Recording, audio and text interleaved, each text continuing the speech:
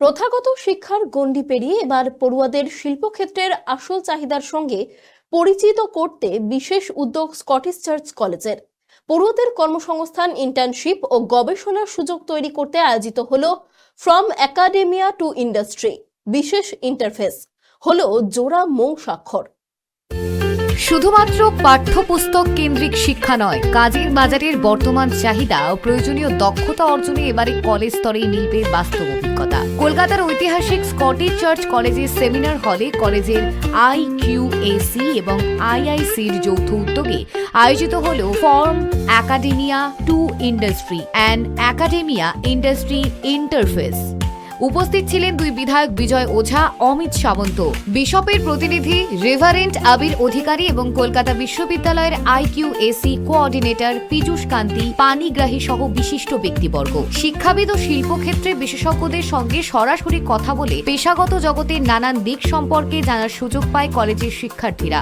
পড়ুয়াদের ইন্টার্নশিপ ও কর্মসংস্থানের পথ আরও সুগম করতে এই অনুষ্ঠানে নাইটিঙ্গেল হসপিটাল এবং ডাকব্যাকের প্রতিনিধিদের সঙ্গে দুটি গুরুত্বপূর্ণ মৌ স্বাক্ষর করে কলেজ কর্তৃপক্ষ।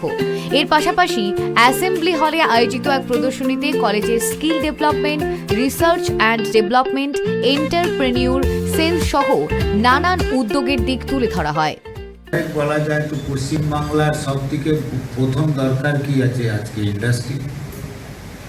আমরা পশ্চিমবাংলায় জন্ম নিয়েছি, আমরা কিন্তু খুব বড় ভাগ্যবান যে বলা হতো একবার এই 3-4 বাজেটের আগে আমাদের মেয়র সাহেব একটা বাজেট হয় তখন ভূমিকা রেখেছিলেন যে 1911-তে ভারতের রাজধানী ছিল কলকাতা এবং কলকাতা লন্ডনের পর সবথেকে বিশ্বের মধ্যে প্রথম।